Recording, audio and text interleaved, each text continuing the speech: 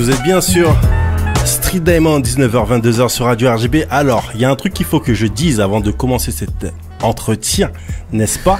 C'est que on joue souvent les instrus de cet album qui pour moi est un classique. Cet album de Monsieur Tismé. Donc Tismé qui se fait appeler maintenant Manodi Shango. Donc une grosse dédicace à lui parce que son album Scientifique est juste exceptionnel. Et là l'instru qu'on écoute à l'instant, c'est l'instru du titre Songeyo. Un instru qui a été composé par Paco from TAC, et il y a aussi Exos qui a beaucoup collaboré au projet, et il fait partie justement de ces personnes qui font partie de ce projet. Donc vous êtes bien sur Street Day, 19h-22h sur Radio RGB. Elle est là, elle est avec nous, elle est dans le building, et il y a un micro ouvert, enfin il y a un téléphone qui a du son, je sais pas c'est quel téléphone, faut qu'on regarde, qu'on cherche avant. Ok. Celui-là? Oh, il y a un téléphone, oui, voilà. Oui, elle est là. Excusez-moi. L'introduction est là. Anaïs Verspan est dans le building et elle est tout en son, bien sûr, avec son téléphone. Anaïs, comment tu vas? Ça va. Eh ben, ça fait super plaisir de te recevoir sur Street Diamond. Donc déjà, la première chose à dire, c'est que on te reçoit avec très grand plaisir. Ça fait longtemps qu'on attend ce moment. À ce qui paraît.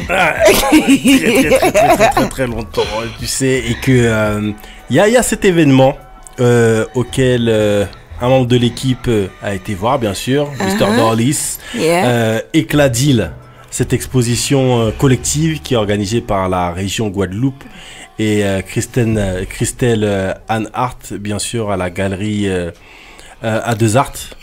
Donc cette exposition dont tu fais partie, tout simplement. Mais plus que cette exposition, j'ai envie d'aller sur ta carrière, sur toi, sur Anaïs Verspan. Parce que Anaïs Verspan, elle est plein de choses. Parce que tu dis art visuel à juste titre, parce qu'il y a tellement de choses qui composent ton œuvre. Et cette œuvre, tout simplement, quand a-t-elle commencé? Wow, cette question, elle est souvent difficile pour moi à répondre. Est-ce qu'elle a commencé quand tu peignais comme ça sur la maison de tes parents, hein, n'est-ce pas? Eh ben, mon cher, tu as tout à fait raison. Je m'en rappelle. J'avais fait une belle création sur le mur des parents, et à cette époque-là, ils n'ont pas validé tout de suite. Eh ben, mon gars, j'ai reçu une belle volée avec la brosse à récurer et un seau d'eau pour nettoyer le mur de la personne. Et je suis très contente, tu vois, après quoi, on va dire 35 ans après, tu vois, finalement la fille est devenue artiste visuelle. Donc faut faire preuve de persuasion, de foi, malgré les fouets. Mais non, en fait les parents, pour eux, le jour où j'ai décidé d'être artiste, le jour où je leur ai dit, voilà, c'est bon, je veux devenir artiste, ils m'ont dit, enfin. Alors, j'ai eu une chute, mais une déception pas possible, parce que je me suis dit, ok, donc tu es la seule, en fait, à voir cela, mais tardivement. Et pourtant, j'ai fait un cursus qui est complètement classique, LA, École d'art en Martinique. Et malgré ça, je sentais que je n'avais pas encore le poids et la maturité pour endosser le manteau de l'artiste, parce qu'il y a une part où il faut assumer, en fait, et c'est une mission, en fait. Donc voilà.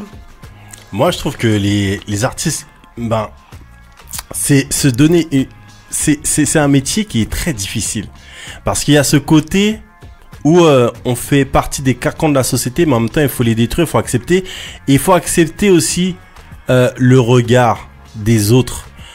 Après, le regard leur appartient, autant que le regard de l'artiste lui appartient quand il crée quelque part, tu vois, parce que les gens après, ils ont tendance, les gens s'approprient ton œuvre, et ils ont tendance à en tirer ce qu'ils veulent, parce que voilà, malgré les codes que toi tu vas mettre, que toi tu connais, tu sais où tu as voulu aller, mais les personnes vont s'approprier les choses. Et je sais que tu as eu cette exposition, c'était en juin, si je ne m'abuse. C'était en juin dernier. On n'est pas encore au mois de juin, donc ça va. En avril. En avril. En avril. Et si l'espace muséal était une case? Et si l'espace muséal C'était était en une avril. case. En avril. Donc je sais qu'il y a aussi des lycéens qui ont participé justement à cette exposition. Bah, est-ce que tu peux nous dire en fait comment toi tu vis le fait de partager ton art et les retours que tu as de tes œuvres avec les personnes? Alors, normalement, quand on est artiste, assumé, le regard de l'autre ne dérange pas. On fait avec toute sincérité et les gens prennent ce qu'il y a à prendre. Le regard de l'autre, on sait déjà qu'on est un extraterrestre et grâce à ça, on crée. Donc, il faut pas être hypocrite non plus dans le système. Si les gens te remarquent, les gens, voilà quoi. Donc, il y a une part à assumer. Bon, allez, next. Sinon, oui, bien sûr, la transmission, le partage est très important. C'est pour ça que je disais que c'était une mission pour moi d'être artiste, parce que entre moi et ma personne artiste, il n'y a aucune différence. Donc obligatoirement, je dois pas mentir en fait. Et je me cache pas derrière un bureau, je me cache pas derrière un contrat signé, je me cache pas en fait. Donc la transmission, elle est importante, même si je transmets pas à 100%, parce que je continue à me chercher, je continue à travailler sur mon écriture, je continue à être en expérimentation, donc je peux pas totalement transmettre, mais je le fais quand j'ai des occasions. Et les jeunes, c'est un public. Oh, les jeunes, ça fait comme si envié. Ouais, en fait, c'est eux, ils n'ont pas de tact, quoi. Enfin, ils disent les choses. C'est pas le milieu fermé de l'art qui sont dans du artistiquement correct, tu vois, ou du politiquement correct. Et ils disent réellement les choses. Et moi, j'apprends parce que je prends du recul sur ma création. Et grâce à ce public, voilà, j'apprends. Ah, mais j'imagine aussi, c'est du tac au tac avec les enfants, là, avec ouais, c'est clair. Mais justement, en plus, tu parles de mise à nu. Dans tes œuvres, t'es mise à nu, quoi. Et je parle même pas que physiquement, mais il y a aussi, là où tu dis que tu testes et que tes œuvres, c'est toi, on s'y retrouve complètement dans ton art, quoi. On t'a vu on t'a vu dark dans certaines situations, on t'a vu dans des postures carrément claires, on a vu des maisons sur ton dos, on a vu tout un tas de choses on a vu tout un tas de... Et tu vois, je trouve que je suis soft. Tu vois, je trouve que je suis soft. Je suis pas, tu vois, la génération des artistes qui sont dans la performance, le truc conceptuel, où je me jette des trucs en toutouni, le bondage party. Tu vois, je suis pas du tout là-dedans. Je suis plutôt classique. Je peins ou il y a pas très longtemps, je me suis mise un petit peu en danger, mais c'est soft, quoi, tu vois, quand même. Attends. J'ai pas dit que c'était soft ou pas soft. J'ai dit que ça faisait partie de toi et que justement, tu donnais vraiment de toi. Tu donnais vraiment de toi selon ce que tu traversais, et que par rapport à ce que tu disais, effectivement, en fait, quand on vit les lignes de ta vie avec toi, quoi. Oui. C'est vrai que ça, c'est difficile pour moi et j'accepte d'entendre. Je relate, c'est vrai, facilement et peut-être sans phare des événements de ma vie, et qui peut, pour certaines personnes, choquer. Bon, c'est vrai, je pense que tu es en train de faire allusion aux deux photos. Moi, je fais allusion à tout. Avec la mastectomie dans le champ de bananes. Oui, pour moi, c'est fou parce que cette image a été écrite avant même que je ne vive cette chose-là, tu vois, physiquement, enfin, dans ma chair, quoi. Donc, les choses, elles étaient inscrites, ouais, il y a des choses qui sont intrinsèques, qui sont vitales, et on les fait, et puis après, avec de la méthodologie et du recul, là, la partie artiste conceptuelle, va mettre en scène, en fait. Voilà. C'est vrai que tu nous parles de ça parce qu'il y a aussi ta participation au projet Amazon, qui est importante et qui nous a beaucoup intéressé sur Street Diamond. Ouais. Mais je parlais même pas spécialement vraiment de ça. Moi, je parle vraiment, on suit les éléments et on arrive à voir différentes choses. Mais même moi, l'affiche de Et si l'espace muséal était une case, je l'ai trouvé extraordinaire. Je me suis dit, même la première fois que je l'ai vu, je me suis dit, est-ce que c'était pas un bouquin ou c'était pas issu d'un bouquin, tu vois, d'un grand magazine ou d'un truc comme ça. Après, bon, pour tout te dire, bon, il y a pas qu'Anaïs, quoi. Il y a oui, le best, il y a le gars. Dorlis, le maître, il est là, tu vois, il faisait partie de la team. J'ai choisi les meilleurs. Donc, obligatoirement, le truc est comme ils disent, le truc est G, quoi, tu vois. Dorlis, il fait style, il parle pas, il écoute. Ouais, Bouglar, fait d'après.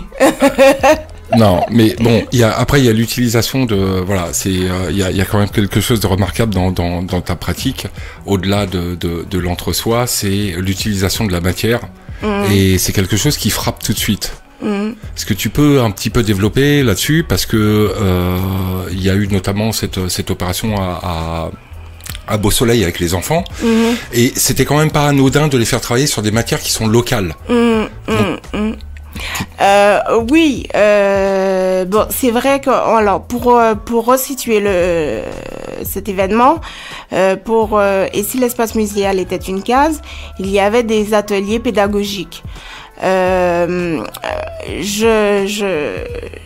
me mettais en scène et j'incarnais une poupée en feuille de banane que nos grands-mères elles ont toutes une poupée de décoration et ils mettaient pour moi c'était le fil conducteur pour mettre en scène les choses.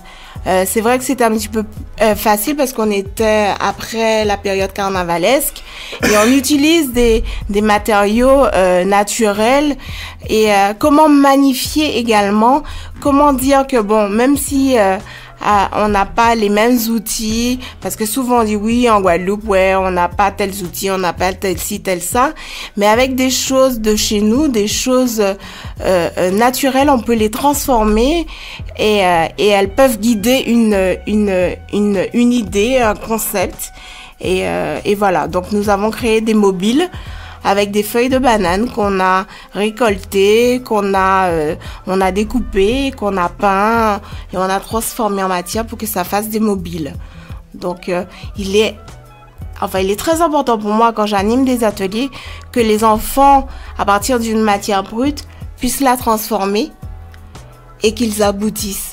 Parce qu'avec les enfants de maintenant, il faut que ça soit pragmatique et ils en sortent valorisés, quoi. Donc, voilà. Ça, c'est important aussi, la transmission.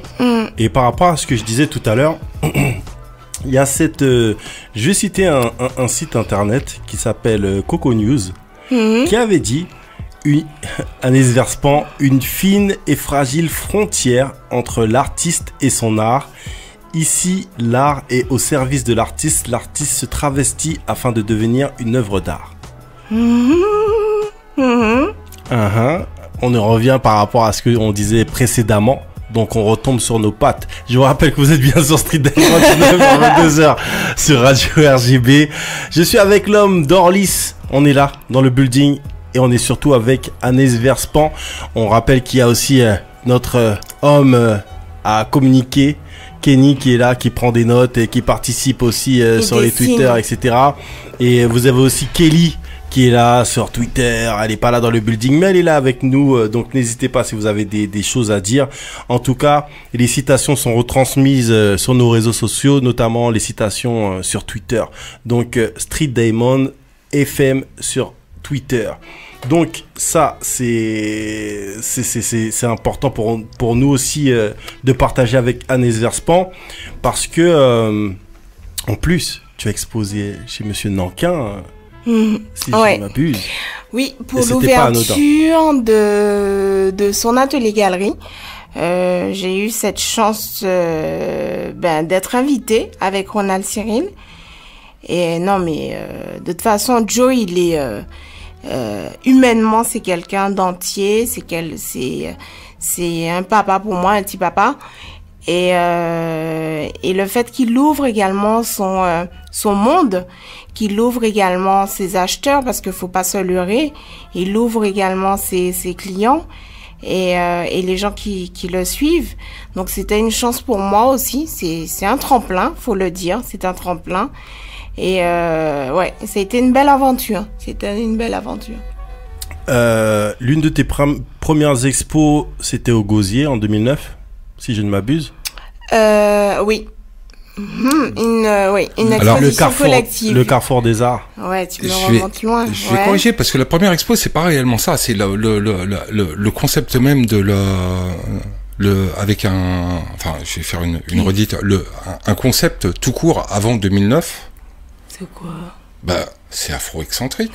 Ah, c'est afro-excentrique oui, qui a conceptualisé le personnage, l'artiste qui a annoncé la couleur pour l'artiste, et ça a été une source d'échange énorme aussi. Est-ce que tu peux nous en parler?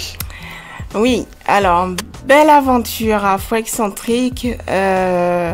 Donc, je sortais de mon école d'art, très détruite personnellement en tant qu'artiste. Et il fallait que je me reconstruise autrement. Et bien sûr, la mode, je suis quelqu'un qui est très touché, très sensible à la mode. Comment des bouts de tissu peuvent accompagner une personnalité. Et c'est tout simple, mais c'est beau, c'est dans l'ordre du design, c'est dans l'ordre de la sociologie. Et c'est parti de moi, en fait, tout part de moi. C'est très simple hein, avec Anaïs Verspont. Et je ne retrouvais pas de magasin où je puisse retrouver toutes mes influences. Cet être guadeloupéenne avec toutes ses influences hip-hop locales avec les robes à corps, un petit peu le côté caribéen. Enfin, je voulais mélanger tout cela, mais simplement, sans être entre guillemets déguisé. Et avec des matériaux naturels parce qu'avec la chaleur, c'est très sensible, la respiration de la peau, la transpiration et je regardais les gens de chez moi, la manière de se mouvoir, la manière de errer dans l'espace, la manière de se tenir. On forme, on malnomme, comme on dit. Des fois, comme pas, au moins, elle peut se mettre les mains sur les hanches, ou elle peut se mettre les mains dans les poches, mais c'est une attitude où des vêtements doivent accompagner cette attitude et non la complexer, ni modifier non plus, sa manière de se mouvoir. Et on peut voir ça actuellement. Les corps ont changé, les influences ont changé, mais la femme entière a changé. Positivement ou négativement, mais la manière de se mouvoir a changé et qui n'est pas la sienne parce que les vêtements ont changé, tu vois. Donc afro-excentrique c'était ça. Donc c'était afro excentrique, pas le truc excentrique péjoratif, mais excentrique, excentré. Il est afro, mais il est excentré. Il a toutes ses influences, mais il reste afro. Donc, c'était ça le concept d'afro-excentrique. Dénicher des créateurs qui soient différents, mais l'assemblage, la mise en espace, la mise en mémoire, la mise humaine, on va dire, fait que tu es afro-excentrique, quoi. Et c'était ça le concept de mon showroom. En fait, voilà, c'est afro-excentrique qui, c'est le showroom, c'est le shop que tu avais et où tu exposais certaines de tes œuvres. Alors, à cette époque, j'ai peint des œuvres, mais c'était de la décoration pour moi, parce que je l'ai vraiment conceptualisé de A à Z ce showroom. Et j'avais peint pour les lieux. Et j'ai une cliente qui, à mon insu, m'a inscrite sur un événement. Donc cette première exposition au Gosier, et elle m'a dit voilà Anaïs, tu vas participer à une expo. Je dis mais non, je suis pas artiste. Elle dit ouais, mais ces tableaux là c'est quoi? Je dis non, c'est de la déco, c'est pas de l'art. Et voilà. Et donc là à mon insu, j'ai créé une dizaine de tableaux pour cet événement en un week-end. Et j'ai super flippé, mais je me suis dit Anaïs, vas-y, papé, on nous aller. Et je me suis vue créer. Et pendant ces 2 jours d'exposition, je n'ai fait que pleurer. Oh. Parce que les gens et mes pairs, les autres artistes qui pour moi, ils étaient, les artistes, la bande à Saint-Cily et ça, Corcelier, ils n'ont pas arrêté de m'encourager, me dire non, Anaïs, arrête. C'est ça, voilà, la nouvelle génération, c'est toi. Donc, vas-y. Donc voilà, ça a été moteur. Et à partir de là, il y a eu Biggie Di Placata en 2010. Et c'est en 2013, pour moi, que je suis devenue, je suis devenue artiste professionnelle. 2013. Qu'est-ce qui a fait ce changement? Pourquoi cette 2013, cette date est un tournant pour toi? Parce que de un, je ne fais que ça. Je ne suis qu'artiste visuel. Il n'y a pas autre chose qui m'occupe l'espace, bon, à part d'être maman. Mais il n'y a que ça qui m'occupe. Je paye mes cotisations, et j'ai cette sincérité, en fait, dans cet art. Parce que cet art demande beaucoup de temps, beaucoup d'espace. Et j'y suis à 100%. Donc voilà. Ça aussi, c'est important de dire ça. Donc Manu, soit dit en passant, effectivement, afro-excentrisme, voilà, le showroom, mais la première expo reste la première expo, mon gars. Ouais, mais tu sais qui on retrouve avec afro-excentrique? Allez, petite devinette. Qui retrouve-t-on avec afro-excentrique? Il y a tellement de personnes. On retrouve Charlie Macabou. Qui était déjà en Guadeloupe. Ouais. Big up à Macabou. Ouais. Ouais. Et puis on a habillé un tas d'artistes parce qu'il fallait créer des identités. Et il y a beaucoup d'artistes qui ont trouvé leur identité esthétique chez Afro-Excentrique. Donc ça a été vraiment une belle aventure de collaboration et voilà. Ça aussi, c'est la croix et la bannière aussi pour s'approprier, pour être bien dans des vêtements qui nous ressemblent, et avoir, par exemple, moi, je chasse systématiquement les textes de mes vêtements parce que quand on porte quelque chose, ça veut dire quelque chose. Donc du coup, je porte un t-shirt bio et il y a du texte dessus. Je porte le même aussi. Voilà, et il est fait par Anaïs Verspan, s'il vous plaît. Viviao Pavandamao. Alors, il y a une sororité artistique aussi. Je pense qu'il est important aussi d'en parler parce que c'est une façon de se compléter en tant qu'artiste. Est-ce que tu peux nous décrire un petit peu tout ça? Alors, les sororités, c'est vrai qu'il y a des morceaux femmes qui m'accompagnent. Et dont Dory, c'est l'esprit K. Yeah. Et donc ça a été une cliente afro-excentrique. Elle m'a appelée pour une scène Opéra Soleil. Je me rappelle très bien. Je crois que c'est 2000. C'était à l'ouverture du 2007, un truc comme ça. Et donc d'un habit, finalement j'ai créé un personnage pour elle. Je suis passée du maquillage à... J'ai créé un personnage pour cette scène. Et depuis ça, on s'est pas quitté. C'est quelqu'un qui manie la langue créole parfaitement et avec toute sa loquence. J'utilise vraiment ce terme-là, loquence, parce que là, elle a tout le gros cas et le créole même dans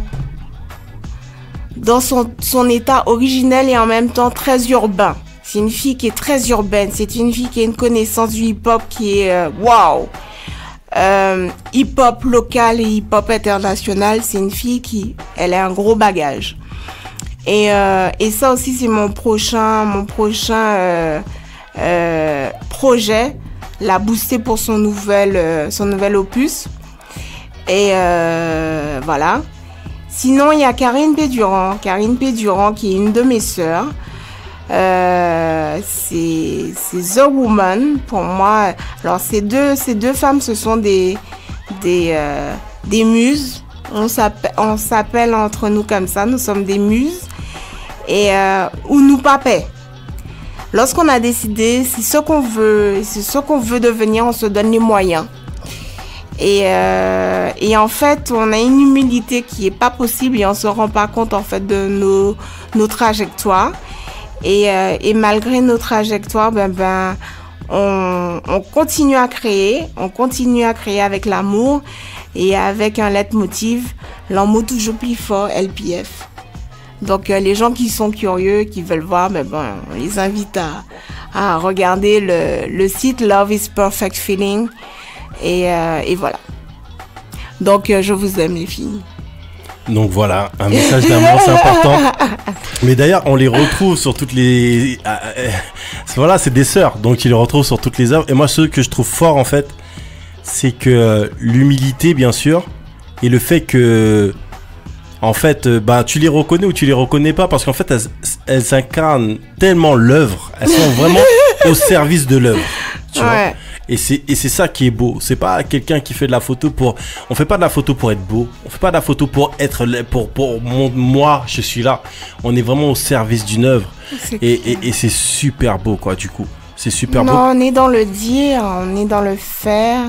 Et on est dans l'existence, quoi. Donc, il faut laisser des traces. Il faut laisser des traces sincèrement. Donc, voilà. Il y a une forme d'unité où elles prennent tour à tour le rôle de l'autre, mais les thématiques dont tu parlais pour Dory sont celles qu'on retrouve aussi dans ta peinture, avec d'autres thématiques qu'on n'a pas abordées, mais il y a aussi le colonialisme. Il y a aussi le poison, le poison quotidien, la chlordécone. L'état aussi, les esprits qui sont larbinisés aussi au sein même d'un quotidien de la Guadeloupe ou de la Caraïbe de manière beaucoup plus au sens beaucoup plus large. Est-ce que tu peux nous, parce que t'as quand même un casque qui est fabuleux. Est-ce que tu peux nous parler de tout ça? Faut commencer par le casque, ce fameux casque colonial qui a touché toutes les personnes lors de cette exposition. Le casque colonial, ça fait un moment, hein. C'est un objet de mes collections. C'est là où des fois la mode, elle rentre dans mon art. Et je l'utilise comme un support, comme un châssis. Il est recouvert de tissu. Et ce qui est bien, c'est qu'il nous renvoie à comment dire cela? Oui, nous sommes victimes, et toujours, du colonialisme. Ça fait partie des sujets qui des fois sont tabous ou qui relèvent de choses très douloureuses dans la chair et de non-dits. Et mon art permet de créer ces ponts, de créer ces images, d'autres esthétiques également. Et je trouve qu'on prend pas assez de recul par moment et notre culture, enfin on est assez fort comme être, parce que de choses très douloureuses, on arrive à les transcender et à faire des choses belles avec des sonorités qui sont belles. Et je me dis, qui gens ont moun pe souffert et continue toujours à créer. Tu vois, cet art de la résilience sont là intrinsèquement. Et ce qui m'intéresse, c'est tous ces états systémiques, enfin, qu'on a su, je sais pas, enfin, qu'on a su, comment dire cela, transcender, mais ce sont les mêmes méthodologies, en fait, de survie. Par exemple, là, en ce moment, je travaille sur le Madras. C'est une série que j'appelle Dédouisme. Donc, c'est un jeu de mots de dédou, décoloré, et de doudouisme. Pour moi, c'est du doudouisme 2.0, tu vois. Et je travaille, en fait, sur ce tissu qui est endolori, qui est rempli de mémoires, des fois très douloureuses, ou de stéréotypes, de préjugés. Donc, c'était un tissu qu'on utilisait, enfin, dans les cuisines des habitations. Et les femmes esclaves qui fréquentaient, enfin, qui travaillaient au sein de ces habitations, quand ces tissus étaient abîmés, ils étaient troués, les prenaient pour servir de couvre-chef. Enfin, pour couvrir leurs cheveux parce qu'elles avaient plus leurs attributs esthétiques et elles pouvaient plus se coiffer. Et comment aujourd'hui on arrivait à une coiffe antillaise et qui a une symbolique. Voilà, si elle a une tête, c'est ça. Si elle a deux têtes, cette coiffe-là, ça veut dire ça. Je me dis, waouh, quoi. Comment on est passé de ça à un état d'humiliation à un truc où on arrive à le transcender et à faire un objet qui ait du sens. Tu vois, un objet qui est rempli de sens, qui est rempli de force et qui est rempli de beauté. Je me dis, waouh. Donc, j'ai voulu, en fait, ce tissu qui aussi, rappelle aussi les doudous, quoi, tu vois. Adieu foulard, adieu madras, bon, tu vois. Donc j'ai voulu le déconstruire pour construire une nouvelle esthétique. Le dépeindre, envoyer de l'eau de javel, en fait, mais tout ça en peinture. Donc voilà, c'est un des concepts. Le concept du chapeau colonial, c'est assez cool de travailler sur le chapeau colonial parce que moi je le travaille de manière très pragmatique, très froide. C'est que je l'utilise vraiment comme un châssis, comme un support. Et la personne, elle voit un chapeau. Toujours. Donc, tu n'as jamais fait le point avec ta mémoire. Tu comprends? Et pourquoi je l'appelle dialectique du colonisé-colonisateur? Parce que très rapidement, un soupçon de pouvoir, tu deviens le colonisateur, quoi. Et c'est le truc qui tourne en rond et voilà. Donc après chlordécone, je l'ai intégré dans la dernière série Et si l'espace muséal était une case, où ce personnage a une mastectomie, porte un masque de la mort qui est dans un champ de bananes. Donc c'est un hommage à tous ces gens qui ont travaillé dans les champs de bananes et qui ont touché physiquement au chlordécone et qui est un perturbateur endocrinien et qui de génération en génération on trouve des cancers, des gens qui meurent de cancer de la prostate ou des ovaires ou cancer du sein. Et en fait rien pas qu'à fait pour rien, j'ai incarné ce personnage. Je l'ai écrite cette photo avant même que je sache. J'ai eu le cancer du sein. Et cette exposition, ce sont des installations photographiques. C'est qu'il y a des installations d'objets qui accompagnent les photos. Et sur cette photo, c'est un régime de banane qui est peint, qui accompagne Donc tout au long de l'exposition, le régime de banane, il mûrit et après il pourrit. Tu vois? Et indirectement, oui, mon grand-père paternel, il a été un géreur d'une plantation et il est mort de cancer de la prostate. J'ai un oncle qui est mort du cancer de la prostate.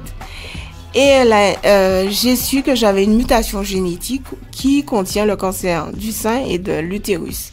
Donc tout ça, ce sont des cancers qui sont hormonodépendants. Et donc voilà. Après, moi, ce qui est bien, c'est que dans l'art, tu crées des possibles. Moi, j'ai créé mon possible. Et avec la science me dit oui, ton possible est vrai. Donc, voilà. Il y a quelqu'un d'autre qui a dit que c'était possible cette image, puis il a complètement validé le. Allez, vante-toi un peu. Il y a Balogi qui est venu faire un commentaire. Il y a Balogi qui est venu faire un commentaire, messieurs, mesdames. Oui, calmez-vous, monsieur Dorlis, quand même. Le mec est un génie iconographe, quoi. Tu vois, le mec, il est allé chercher une Guadeloupéenne, s'il te plaît. Non, mais c'est clair. Et en plus, j'ai même pas sauté sur l'affaire. J'étais tellement Balogi a répondu à un truc, voilà. Balogi qu'on a joué aussi pendant notre playlist et qu'on joue régulièrement sur Street Diamond. Donc, un grand monsieur qui est parti du hip-hop et qui a tout de suite mêlé les rythmes africains, notamment du Congo, à son hip-hop et traditionnel. Et il va de plus en plus dans un mélange qui devient vraiment hyper intelligent et hyper précis. Tout à fait. Et justement, tous ces beats hip-hop qui avait avant, je trouve que là où il emmène la musique, là, on est dans des recoins qui sont peu recherchés, qui sont super ingénieux, et sa musique, en fait, le mec sort un album, et cet album-là, on va encore le visuel accompagne. Et ça, c'est bien. Et c'est là où on voit vraiment un artiste global. Ouais. Son dernier clip, j'en suis fan. Tous les tableaux, je me dis sincèrement, si je devais travailler sur un concept de clip, ce serait totalement dans ce truc-là, quoi.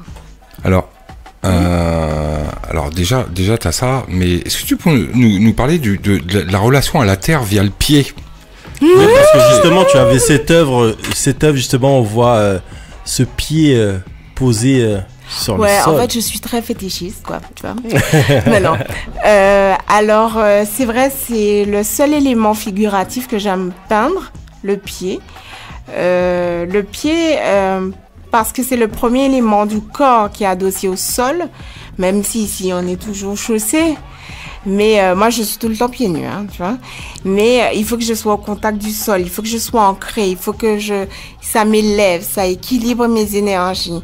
Et le pied, il est très symbolique même dans notre danse qui est le gros cas. Il est dans des cassures, il est dans l'entre-deux. Et il est dans comment dire cela? Il est pas linéaire. Par exemple, à Paris, les gens, il est en mouvement. Les gens, ils marchent droit. Quand tu vas à Châtelet, les gens sont comme des fous. Mais tu vois, nous, il y a cette nonchalance, tu vois, ça, il y a ce truc ce swing, tu vois. Et même dans la ronde du Léros, il y a toujours ce jeu entre le danseur et le marqueur où il faut que le marqueur montre que bon, voilà, il va tomber, mais tu vois, il y a un jeu de vraiment ou pas vraiment, tu vois, un genre de... Et qui est propre à notre société, qui est propre aux êtres guadeloupéens. Et c'est comment parler du guadeloupéen autrement que ses pieds. La manière dont il la pose, ses deux pieds à ce sol. Et voilà. Et c'est pour ça que ma première exposition, elle s'intitulait Bigidi Placata. C'est Bigidi, donc qui veut dire titubé en créole, et placata, l'onomatopée du marqueur en fait, avec le danseur. Donc le marqueur, celui qui a le tambour, bien sûr, oui. de ce rythme qu'est le gros cas en Guadeloupe. Yes. Donc, et on peut rebondir du coup sur Performance K. Ah oui, mon Dieu, mais waouh, oui, ok. Performance K, bel événement de Toulouse. Les filles big up, ce sont des Guadeloupéennes qui vivent à Toulouse et qui ont eu ce beau concept de mêler en fait tradition et j'aime pas trop dire modernité, mais bon, les choses actuelles, quoi, voilà. Et l'évolution même du gros cas avec cette nouvelle génération. Et donc, il y avait Célia, il y avait Endo, Ange en danse. Enfin, elles ont fait des performances musicales et danse. Et moi, on m'avait invitée pour une exposition. Et oui, c'est toujours bien de faire cela. Moi aussi, ça m'interroge aussi sur comment transposer également mes concepts. Et c'est vrai que c'est pas évident pour quelqu'un qui vient des îles en fait d'acheminer ses toiles, mais comment rester soi en fait. Donc ça a été une belle performance pour moi aussi et super, ouais. Non, bien. On a fait allusion aussi à cette œuvre par rapport à la mastectomie, etc. Et aussi à ta collaboration avec du coup le projet Amazon qui nous a beaucoup intéressé sur Street Diamond. On en avait parlé. On va pas rester longtemps là-dessus parce que c'est la fin de l'émission. Mais moi, il y a une phrase dans l'interview que j'ai beaucoup aimée, qui m'avait beaucoup touché, que tu avais dite. C'était que bien sûr le cancer est représenté par le crabe.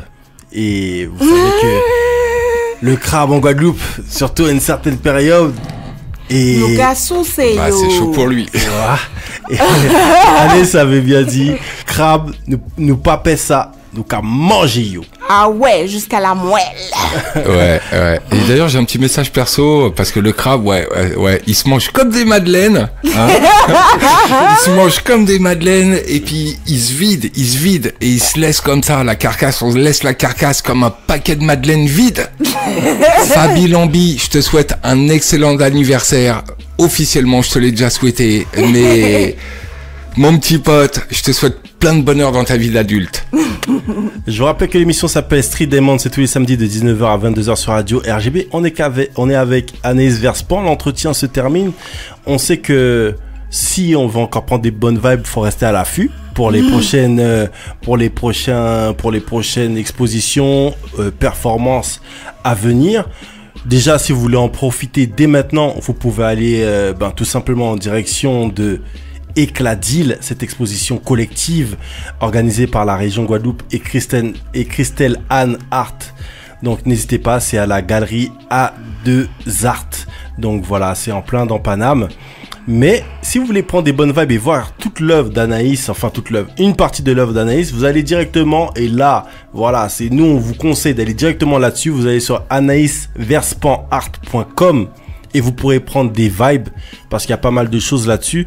Et restez à l'affût parce que il semble que ce qu'elle est en train de construire ces temps-ci, je crois savoir qu'il y a des projets, entre des projets. Il y a toujours des projets. Tant qu'il y a de la vie, il y a des projets.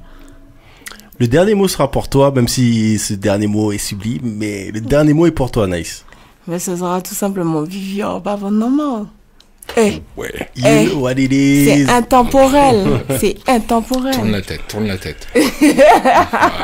Voilà. L'émission s'appelle Street Diamond, c'est tous les samedis de 19h à 22h sur Radio RGB. Merci à toi, Anaïs. Merci à vous. Redis-lui, merci à toi. Ouais, t'es archi validé. T'étais déjà validé avant l'émission dans mon cœur, mais t'es archi validé maintenant sur Street Diamond. On dit tamponné Street Diamond. Ouais. J'ai le label.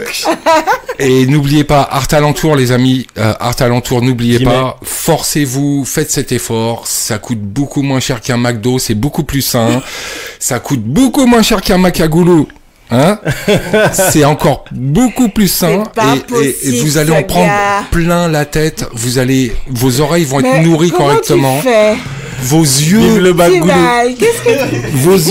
vos yeux vont prendre des bonnes vibes. Allez voir, allez écouter la parole des gens qui sont là-bas. Art Alentour, c'est important de soutenir ces initiatives et allez voir le site d'Anaïs aussi. anaïsverspanart.com. N'hésitez pas, c'est comme ça que ça se passe tous les samedis de 19h à 22h. Mac Paro, Dorlis, Kenny, Kelly, Mademoiselle AC et plein d'autres sont avec nous tous les samedis. C'est comme ça que ça se passe. L'émission s'appelle Street Diamond. Allez sur streetdiamond.fr. C'est fini, on a débordé un petit peu, veuillez nous excuser et on vous dit à la semaine prochaine avec beaucoup de love. Merci encore, Anaïs. Merci.